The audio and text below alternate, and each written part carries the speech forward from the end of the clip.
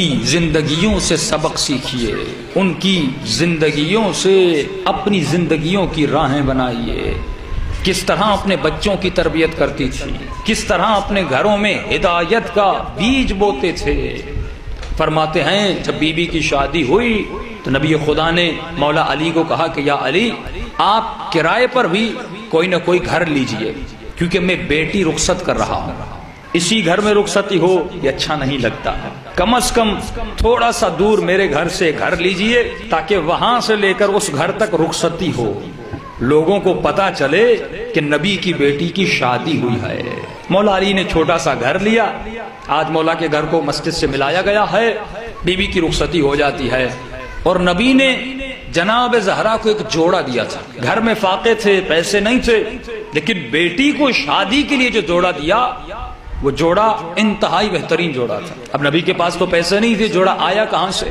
فرماتے جناب خدیجۃ الکبریٰ نے اپنی زندگی میں اپنی ایک سہیلی کو اپنا جوڑا دیا تھا اور کہا تھا اگر میں زندہ نہ رہوں اور میری بیٹی کی شادی ہو تو میری طرف سے اسے یہ ہدیہ کر دینا۔ تو جیسے شادی ہونے والی تھی وہ جناب خدیجہ کی جو سہیلی تھی مومنہ آ گئی، جوڑا لے کر جناب رسول خدا کو دیا۔ جیسے جناب رسول خدا کو جوڑا دیا، جناب زہرا نے زیب تن کیا۔ شادی کے بعد اکثر ہمارے پاس تو رواج یہ ہے کہ بیٹیاں ہمارے گھر آتی ہیں، لیکن نبی کی سنت یہ نہیں ہے۔ ایک دن شادی کروائی، دوسرے دن خود بیٹی سے ملنے گئے کہ ملنے جاؤں اپنی بیٹی سے، کہ جیسے جناب زہرا کے گھر میں داخل ہوتے ہیں نبی خدا کیا دیکھتے ہیں؟ جناب زہرا نے پرانا سا لباس پہنا ہوا ہے، پھٹا لباس، پرانا لباس، سادہ سا لباس پہنا ہوا ہے۔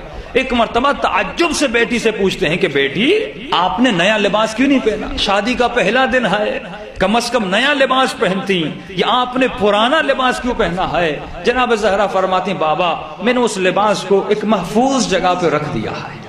اب نبی جانتے ہیں لیکن ہمارے لیے سوال کر رہے ہیں تاکہ مسلمان جناب زہرا کی معرفت کو حاصل کر سکے۔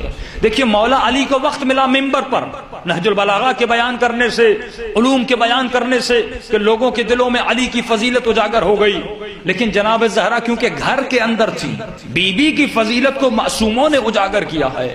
فرماتے بیٹی پھر بھی بتاؤ تم نے جوڑا کہاں کیا ہے؟ اکثر خواتین اپنے اچھے کپڑے رکھ دیتی ہیں کہ کہیں شادی ہو بیاہ ہو تو اپنا اچھا کپڑا وہاں پر پہن کر جائے، تو شاید یہ تصور پیدا ہو کہ بی بی نے اس لیے رکھ دیا ہے کسی شادی میں جانا ہوگا کہ وہاں پر جا کر میں پہن کر جاؤں گی۔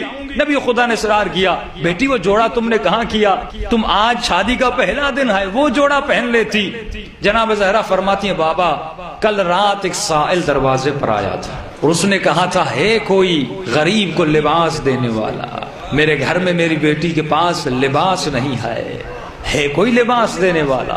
کہتی بابا میں نے وہ لباس خیرات خدا میں دے دیا۔ اب نبی ہیں لیکن سوال عجیب کرتے ہیں تاکہ ہمیں کچھ چیزیں بتائی جائیں۔ فرماتی ہے بیٹی تم نے وہ لباس کیوں دیا؟ یہ لباس جو آپ نے پہنا ہوا ہے آپ تو یہ بھی دے سکتی تھی، فقیر کی کمی اسی سے پوری ہو جاتی، لیکن شادی کا جوڑا کیوں دیا؟ سب سے بڑی بات وہ جناب خدیجہ کی نشانی تھی، ماں کی نشانی کو خیرات خدا میں کیوں دیا؟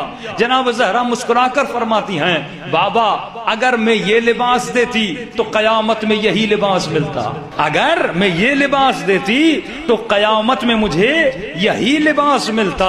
بابا انسان خوبصورت لباس کیوں پہنتا ہے؟ انسان سنبھال کر رکھتا ہے، جیسے خواتین کی مثال دی، انسان اپنا بہترین لباس اس وقت پہنتا ہے جب زیادہ سے زیادہ لوگ ہوں، جب زیادہ سے زیادہ دیکھنے والا ہوں، جب سب سے بڑی محفل ہو۔ انسان اچھے کپڑے پہن کر جاتا ہے، عید کا موسم آتا ہے، اچھے کپڑے کیوں پہنتے ہیں؟ کیونکہ عید نماز میں جاتے ہیں، شہر کے لوگ ہوتے ہیں، خواتین کسی محفل میں جاتی ہیں، سب دیکھنے والے ہوتی ہیں۔ فرماتی ہیں بابا میں نے لباس کو اس دن کے لیے محفوظ رکھا جہاں پوری کائنات دیکھنے والی ہوگی، اگر میں یہ لباس دیتی یہی ملتا۔ رسول خدا فرماتے ہیں بیٹی اچھی بات ہے لیکن تجھے یہ سکھایا کس نے؟ تجھے یہ سکھایا کس نے؟ اب جناب زہرا فرماتی ہیں بابا مجھے یہ میری ماں جناب خدیجہ نے سکھایا ہے۔ حالانکہ زہرا سلام اللہ علیہا سیدۃ النساء العالمین ہے، جناب خدیجہ کو سکھانے کی ضرورت نہیں ہے، لیکن بی بی بتا رہی ہے کہ اولاد کو کس طرح تربیت دی جاتی ہے، اولاد کو کس طرح سکھایا جاتا ہے۔ کہ بیٹی بتاؤ خدیجہ نے کیا کہا تھا؟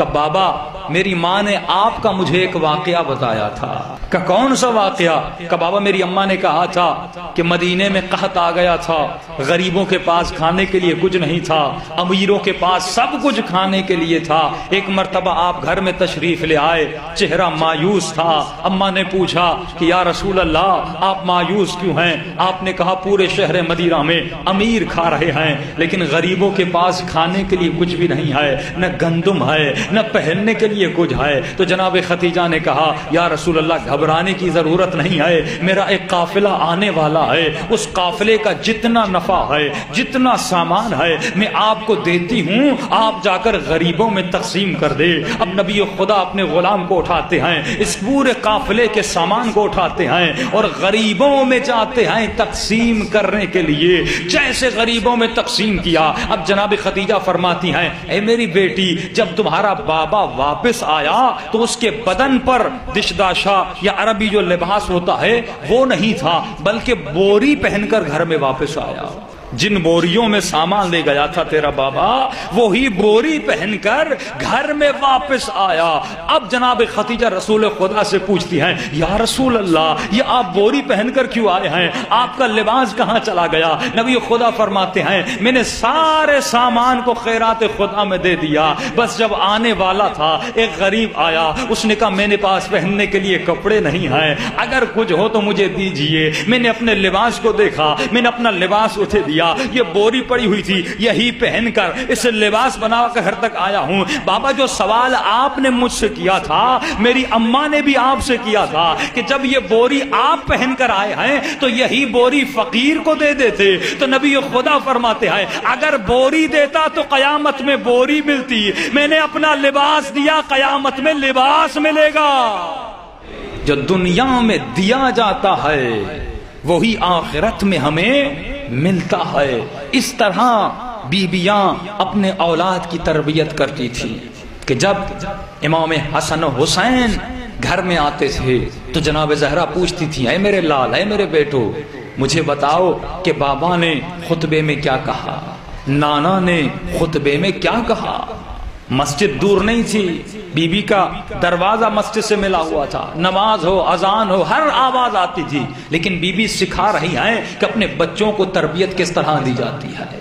جب گھروں میں جائیں تو اپنے بچوں سے پوچھیں بھائی مجلس میں تم نے کیا سنا کیا سیکھا۔ جب بچے اسکول سے واپس آتے ہیں اپنے دوستوں سے مل کر آتے ہیں ان سے سوال و جواب کیجئے بیٹا آج تم نے کیا سیکھا۔ اس طرح تربیت ہوتی ہے۔ لیکن جو مومن و مسلمان اپنے بچے کو ٹی وی کے حوالے کر دے، اپنے بچے کو ڈش کے حوالے کر دے، اپنے بچے کو دنیا کی محفلوں کے حوالے کر دے، اپنے بچے کو گندی دوستیوں کے حوالے کر دے، پھر یہ توقع نہ رکھے، پھر آ کر کسی مولانا کو نہ کہے قبلہ میری اولاد کے لیے دعا کریے اولاد بگڑ گئی ہے، میری بچی کے لیے دعا کریے میری بچی بگڑ گئی ہے۔ ارے جو اپنے ہاتھ سے بگاڑ رہے ہو تو بگڑنے کا نتیجہ یہی ہوتا ہے۔